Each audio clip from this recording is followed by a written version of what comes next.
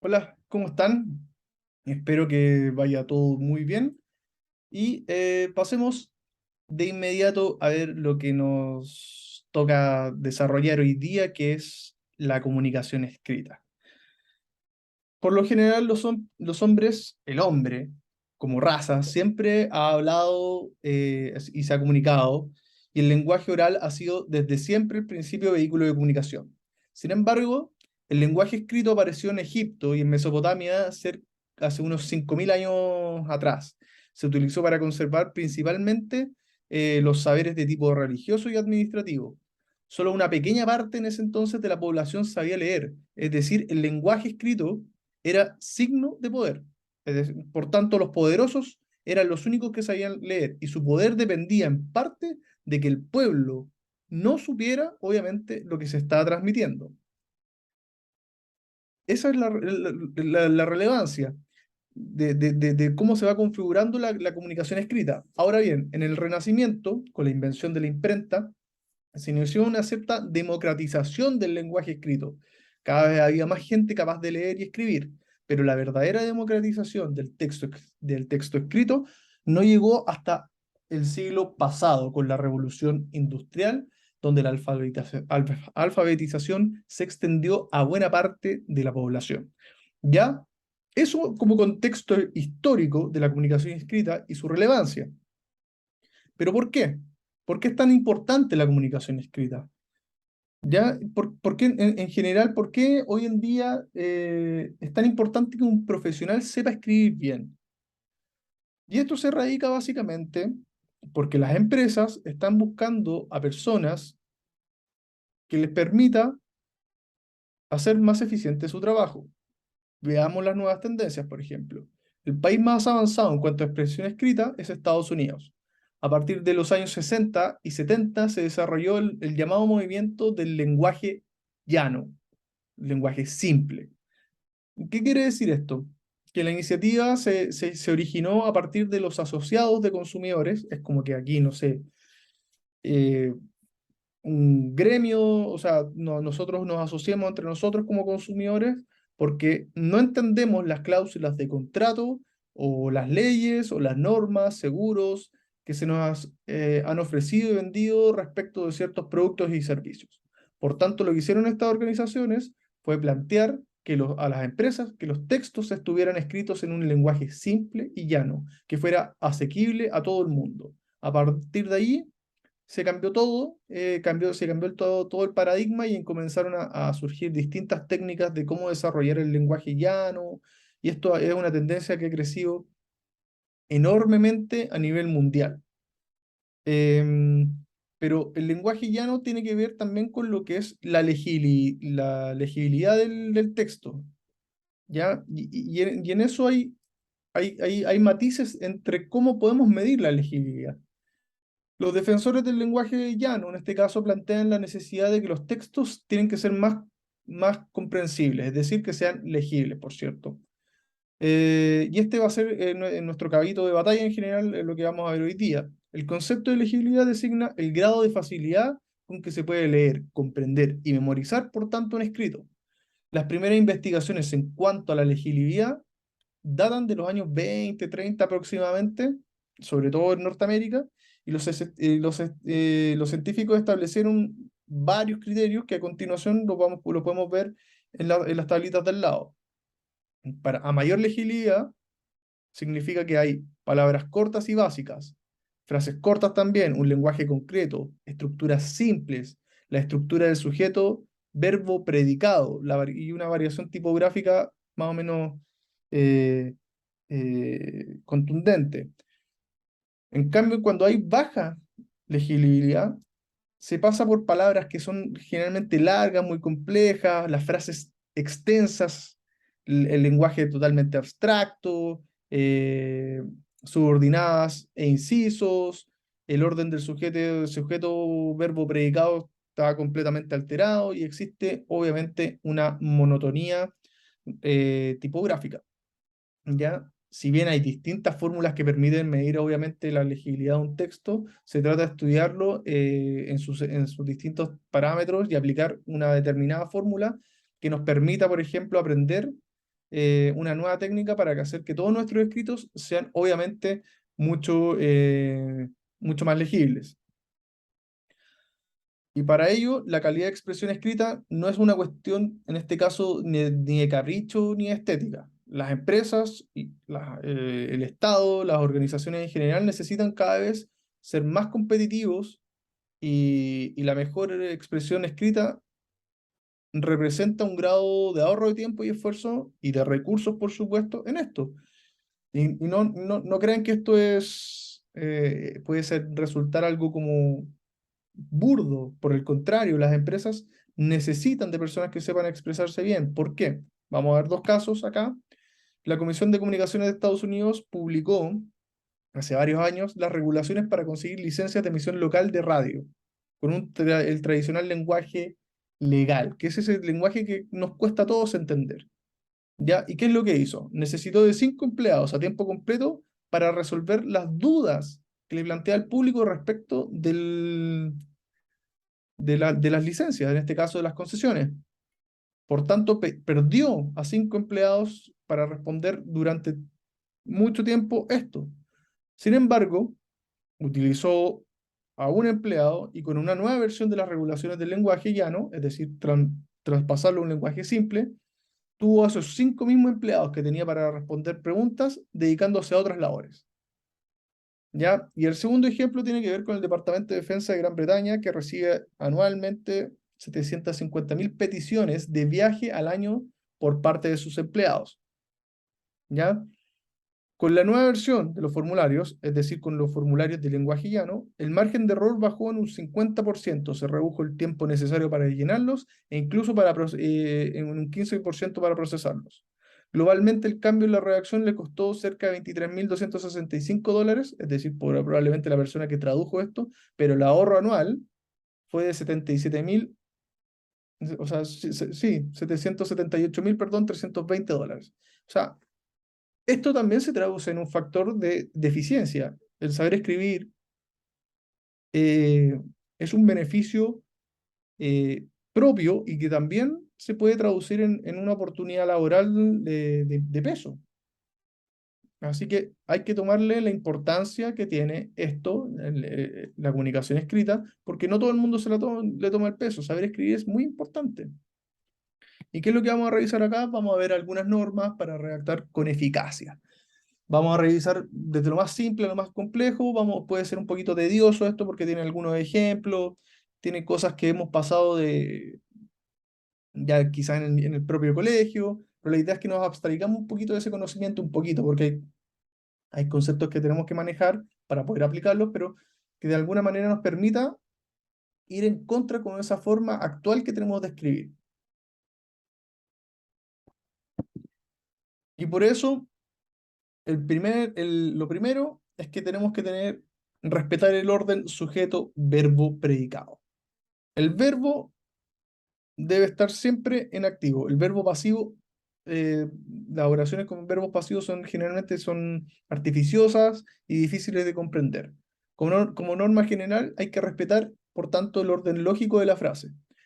Y cuando vemos una frase que no funciona, no se construye por sí sola, la forma de arreglarla es bastante simple. Es buscar dónde está el sujeto y lo ponemos al principio. Este método suele ser infalible, ¿ya? Y vamos a ver un ejemplo. Este es un ejemplo de un caso administrativo para que lo tengan presente. Es como un lenguaje tedioso lo que estábamos hablando antes. Y se los voy a leer. En cualquier caso, y habiéndose informado previamente al interesado de la posibilidad de solicitar un anticipo a cuenta de la pensión que se le sea reconocida en su momento, de acuerdo con lo que dispone el artículo 47 de la Ley 1990, de 27 de diciembre, el mencionado funcionario desea acogerse a este derecho habiendo llenado y firmado el modelo CPA 2 y que sea adjunta. Perdón, estoy tomando un poquito de agua. Ya, es una frase extensísima, con lenguaje complejo, con una puntuación compleja y que tiene poca legibilidad. Por tanto, lo que nosotros hacemos ahora es identificar al sujeto y lo ponemos al principio. Y miren cómo se construye esta frase. El funcionario se acoge al derecho de solicitar un anticipo a cuenta de la pensión que se le reconozca en su momento y después viene de acuerdo con el artículo y todo. Se dan cuenta que identificamos al sujeto y de inmediato la frase tiene mayor sentido. Por eso es muy importante que sigamos el orden sujeto, verbo, predicado. Lo segundo es que siempre debemos utilizar frases cortas. Las frases cortas tienen una relevancia. ¿Por qué? Porque esto también tiene un efecto de lo que pasa cuando nosotros nos comunicamos de manera verbal. Cuando queremos comunicar, por ejemplo, tenemos una idea y nos extendemos, por lo general tendemos a perder el, la atención a qué le estamos hablando. Por tanto, tenemos que usar frases cortas. Y en este caso, se suele recomendar poner puntos cada 15, 20 palabras o 2 o 3 líneas. ¿Ya? Recordar la fórmula, lo que les decía. Una idea es igual a una frase. Y obviamente evitar la profusión de subordinadas, coordinadas, circunloquios y perifrasis. ¿Ya? Estas son, yo sé que pueden ser un lenguaje más técnico acá, pero, pero la vamos a revisar un poquito más adelante con algunos ejemplos.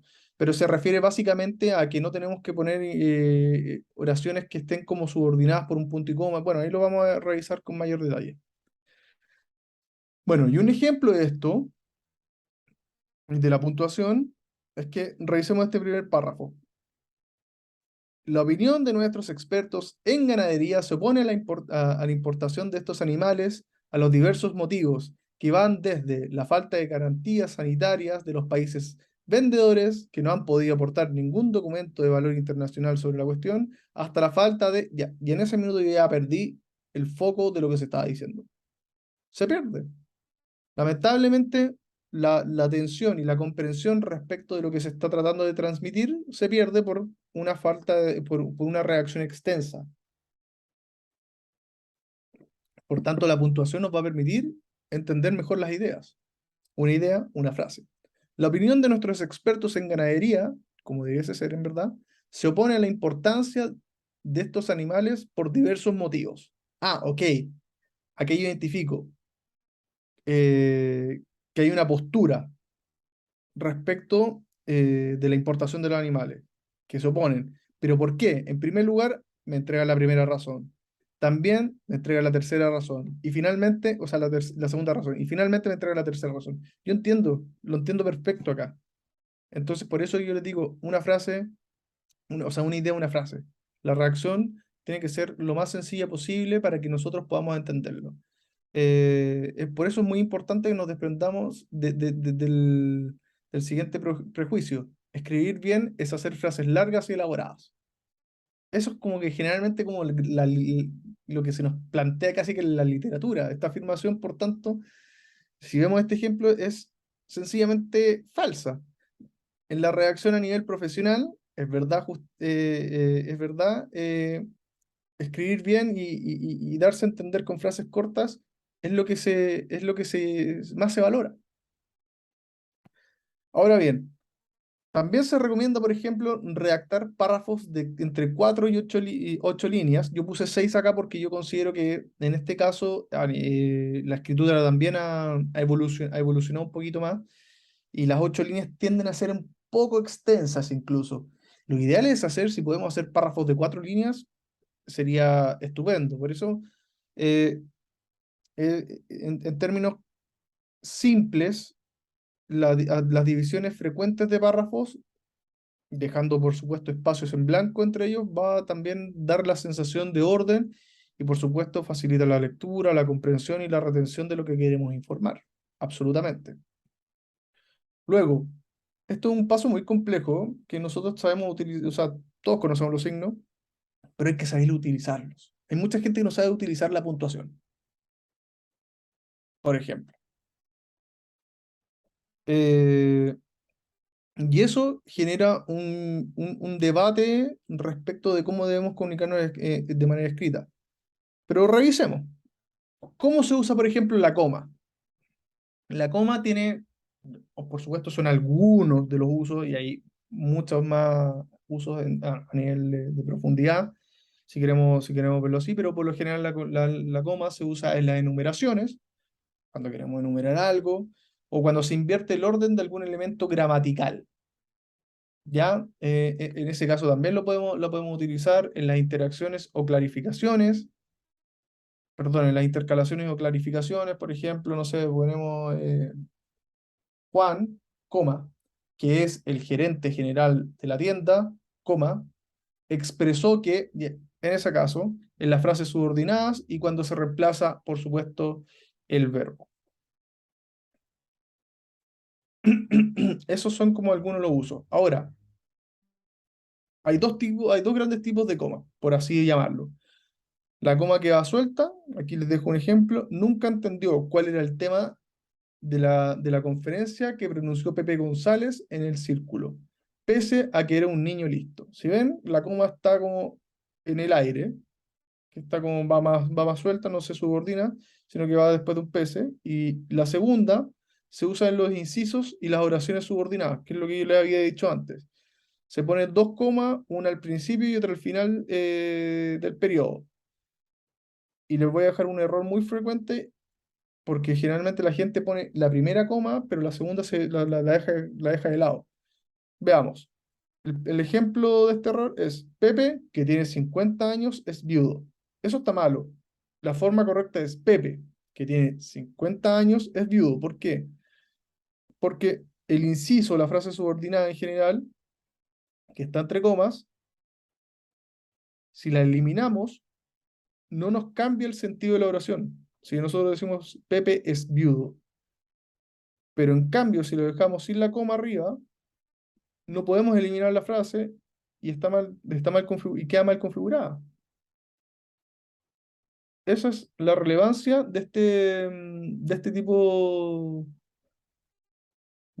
de coma. Jamás se puede poner una coma además, jamás se puede poner una coma entre el sujeto y el predicado, salvo si el sujeto es muy largo también. Pero por lo general esto pasa así, ¿ya?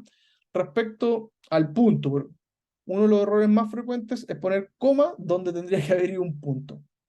Esto, bueno, hay gente que lo llama como una enfermedad, pero yo realmente yo no considero que sea una enfermedad, pero que no le gusta utilizar el punto y se suele denominar puntofobia. ¿Y cuál es el sentido de la puntofobia? Que es un miedo, un medio artificial y erróneo para hacer las frases mucho más largas, a causa de la idea equivocada de que las frases más largas son mejores, lo que les dije antes. Entonces, veamos un ejemplo típico de lo que es la puntofobia. La semana pasada estuvimos trabajando 14 horas diarias, hacía un frío de aquellos.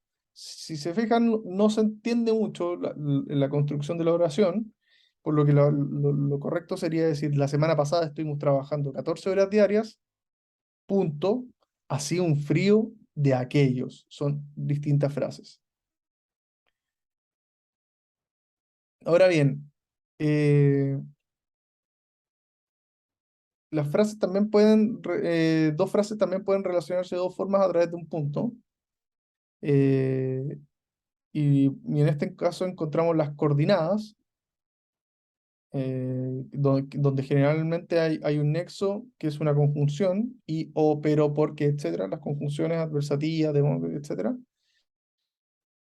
Por lo tanto, lo que les decía, que se puede utilizar coma, porque es una consecuencia de una, en este caso, si estructurábamos la frase de la siguiente manera. La semana pasada estuvimos trabajando 14 horas diarias, coma, ¿por qué hacía un frío de aquellos? ¿Ya? O la semana pasada estuvimos trabajando 14 horas diarias, aunque hacía un frío de aquellos. Es decir, ahí sí va coma, pero siempre y cuando tengamos las conjunciones. Y está la parte de la subordinada, que la segunda frase va en un inciso de la primera. Revisemos la forma correcta de esta frase. Sería, la semana pasada, durante la cual hizo un frío de aquellos, estuvimos trabajando 14 horas diarias. Si se fijan nosotros nuevamente, si eliminamos este inciso que está en medio, no cambia el sentido estructural de la oración. De ahí la importancia y la relevancia de cómo saber utilizar en general el punto, las comas y la información que nosotros queramos expresar vía escrita. Ahora bien, existen una serie de signos de puntuación que los podríamos revisar y podríamos estar largamente haciéndolo, pero aquí la idea es revisar algunos principios básicos que nos permitan empezar a desarrollar mejor nuestra escritura. Y bueno, vamos a revisar los dos puntos que generalmente indican la explicación de lo que decimos o bien a continuación. Se suelen utilizar de manera errada, obviamente. Los dos puntos también se pueden poner, por ejemplo, nosotros cuando enumeramos. Y aquí les doy un ejemplo. Lo que necesito para cocinar es dos puntos. eh, Pasta, tomates, y etcétera. Ahí esa es una numeración. O para separar dos ideas que son muy, muy, muy parecidas, pero este es un uso que no se da generalmente. Ya la exclamación, que indica énfasis, por supuesto, y que tiene que tener su signo al principio y al final. La interrogación, lo mismo, indica cuando se hace una pregunta y tiene que tener un principio, tiene que estar presente al principio y al final. El punto y coma, que por lo general suele generar más confusión en cuanto a lo uso. ¿Por qué? Porque es un intermedio entre la coma y el punto. Puede separar frases y por tanto también ser intercambiable con lo que decía yo con el punto. Pero para no complicarse, la recomendación es no usen el punto y coma y usen el punto. O sea, no se enreden con esto. Poner punto y coma no los va a hacer más inteligentes, no los va a hacer saber más o va a ser más vistoso su texto. ¿Ya? Y finalmente los puntos suspensivos que se dejan al final de una oración, de una frase, y yo también recomendaría no utilizarlos porque por lo generalmente dejan como la frase abierta a interpretaciones. Entonces, finalmente es mejor no utilizarlo. No utilizarlo y ahorrarse, obviamente, em, esas interpretaciones indebidas. Finalmente, también tenemos que tener cuidado con los verbos, especialmente con los gerundios. Ahí los vamos a ver también, cómo está la concordancia, perdón, los pasivos y los negativos. ¿Ya? Los verbos son esenciales en cualquier escrito y hay que utilizarlos con demasiado cuidado. Ya hay que evitar lo que les decía primero, los gerundios. Hay un uso abusivo y totalmente innecesario del gerundio, que de nuevo los expertos lo llaman como una enfermedad, pero no es una enfermedad, lo suelen decir gerunditis, pero hay que evitarlo en la manera de lo posible. Un error absolutamente general es usar un gerundio para evitar un punto, una coma o una conjugación. De aquí hay un ejemplo clarísimo. ¿Ya? Pedro y Juan salieron a cazar en la mañana, pasearon por la montaña y desayunaron en un albergue, saboreando, ese es el gerundio, con placer el vino y los quesos. ¿Y cómo podría ser la manera correcta que lo que decía yo? Puede ir un punto. Pedro y Juan salieron a cazar en la mañana, pasearon por la montaña y desayunaron en un albergue. Ambos saborearon con placer el vino y los quesos. O sea, se entiende mucho más. Entiendo que son dos ideas distintas. Entonces, esta es una parte de lo que hay que entender de que eliminar el gerundio por un punto. Después tenemos que cuidar, por supuesto, lo que es la concordancia. Es muy frecuente en las cartas, sobre todo en las empresas, que uno empieza de repente con primera persona, plural, por ejemplo, nosotros, y termina escribiendo la carta con la primera persona singular, como con un yo. ¿Ya? El ejemplo es: la situación no fue cómoda para nosotros, ya que yo no me sentí bien con lo que se dijo. Eh, por eso hay que tener mucho cuidado. Y obviamente también hay que tener cuidado con la concordancia de los tiempos verbales. Otro ejemplo es: había un auto estacionado, pero no se mueve. Entonces, hay que empezar a aplicarlo, hay que empezar a tener cuidado con esto, con la concordancia de cómo conjugamos el verbo, y con los tiempos verbales. También hay que poner ojo con transformar las frases de negativas en frases negativas y las pasivas, perdón. Las frases negativas y las pasivas son mucho más difíciles de entender, por lo general, ya que tienden a confundir el significado. Ahora, se pueden sustituir por otras afirmaciones o sea, por afirmativas y activas, perdón. Por ejemplo, ignoraba que los cajeros automáticos no pudieran servir billetes de 1.000 pesos. Y esto se puede reemplazar como. La primera frase ya parece un poquito confusa. Entonces uno puede empezarla de otra manera. Dice, pensaba que los cajeros automáticos podían servir billetes de 1.000 pesos. En este caso, servir es entregar. ¿Ya? Y por supuesto, en el caso de las pasivas, el error que se suele cometer es el siguiente. El cambio de fechas de calendario fue acordado por el gobierno y la iglesia la semana pasada. ¿Ya? Pero suena mucho mejor, el gobierno y la iglesia acordaron el cambio de fechas de calendario la semana pasada. Si se fijan, nuevamente pusimos a los sujetos adelante y nos ordenó totalmente la frase. Por eso hay que tener mucho ojo cuando escribamos y tratar de, de no confundirnos con la literatura. Aquí hay que y expresarnos de la mejor manera. Y lo bueno es que cuando escribimos lo podemos escribir, borrar, escribir, borrar. Entonces, esto es de alguna manera mucho más fácil. ¿Ya? Bueno, después tenemos otro de los ejemplos que es usar más el verbo que el nombre. El abuso de los sustantivos y la escasez de verbos, por lo general, termina haciendo más confusa la frase. La redacción mejora notablemente con la presencia de los verbos. ¿Ya? Y aquí también el exceso de verbos se llama sustantivitis, pero no se asusten, esto son puras cosas que en general se van inventando respecto de las personas. Ya, un ejemplo de esto. En el caso de una excesiva preocupación de los colaboradores por la gramática, puede ser útil el conocimiento de estas técnicas de redacción y el análisis de sus defectos durante la escritura de informes. A primera lectura resulta difícil, o por lo menos entender en profundidad lo que se está tratando de transmitir. Por tanto, es mucho mejor que quede de la siguiente manera. En el caso de que los colaboradores se preocupen excesivamente por la gramática, puede ser útil que conozcan estas técnicas de redacción y analicen los defectos que tienen mientras escriben informes.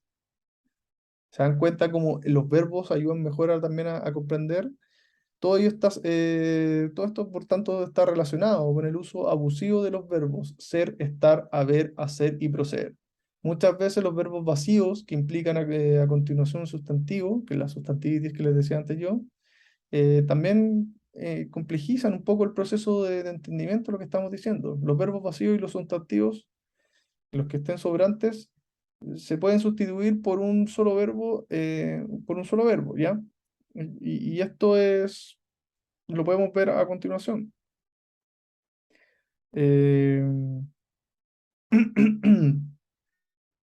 con los siguientes ejemplos.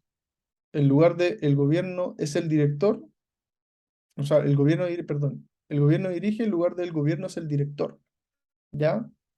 Eh, o la policía detuvo en lugar de la policía procedió a la detención. O sea, simplifiquemos la frase. Así lo vamos a darnos a entender mucho mejor también. Otro tip es cuidar el orden lógico, por supuesto, de las frases. Poner las ideas más importantes al principio, ordenar las palabras de forma adecuada y dejar los complementos largos para el final, porque por lo general al final del párrafo es cuando ya perdemos toda gran parte de la atención. Si se fijan, esto es muy aplicado en el periodismo. ¿Qué es lo que tendemos? ¿Qué es lo primero que se tiende a leer? El titular de la noticia. Después está lo que es la bajada y ya casi nadie llega hasta el final de la noticia. Por eso es tan importante. Ahora, también hay que tener ojo con la concreción, precisión y calidad. ¿ya? Hay que evitar todo tipo de lenguaje abstracto, impreciso. A la hora de comunicarse, lo que nosotros necesitamos es ser claros. Las cosas tienen nombres claros y concretos y hay que utilizarlos. Es frecuente generalmente que se utilice un lenguaje abstracto y genérico que no entrega ningún significado o que por lo general se entiende poco, ¿ya? Un claro ejemplo de esto es, Bill Gates hace una aportación financiera a Intel para contribuir a la mejora de una situación has- hasta ahora precaria e incierta. O sea, una construcción compleja para decir una idea nomás. O sea, tenemos 3 líneas versus 2 líneas para decir una idea. Bill Gates da dinero a Intel para evitar su quiebra inminente. ¿Se dan cuenta cómo se simplifica el lenguaje? Y bueno, y finalmente, el método para buscar ideas, estructurar, hacer borrador, redactar. Esta es la mejor forma que yo les digo que en el fondo empiecen a aplicar esta, estos consejos, estos tips. ¿Por qué? Porque esto nos va a permitir, es ensayo-error, no se aprende de un día a otro. Por tanto, el método para escribir correctamente tiene 4 pasos. Primero, tenemos que buscar nuestras ideas, recopilar y tener claro qué es lo que queremos decir. ¿Qué queremos decir? Si le vamos a escribir a nuestro jefe, le vamos a escribir a nuestra mamá, le vamos a escribir a un compañero, ¿por qué le estamos escribiendo? ¿Qué le queremos decir? ¿Cuál es la razón que nos está motivando? Luego, tenemos que estructurar esa idea, poner esa idea en orden según la determinada, obviamente su determinada importancia, relevancia. Es decir, ya, ¿qué le quiero decir? Esto es lo principal. Después, lo segundo que le quiero decir es esto. ¿Por qué? Y ir así desglosando mentalmente cómo queremos elaborar, por ejemplo, nuestro escrito. Y para eso es súper importante hacer borradores, utilizar borradores. No hay que dar por bueno lo primero que se escribe, nunca. De entrada son borradores que hay que retocar, siempre. Muy rara vez nos pasa que escribimos algo bueno a la primera vez y todo, pero no suele ser así, ¿ya? Y como consejo hay que redactar siempre hasta la versión definitiva.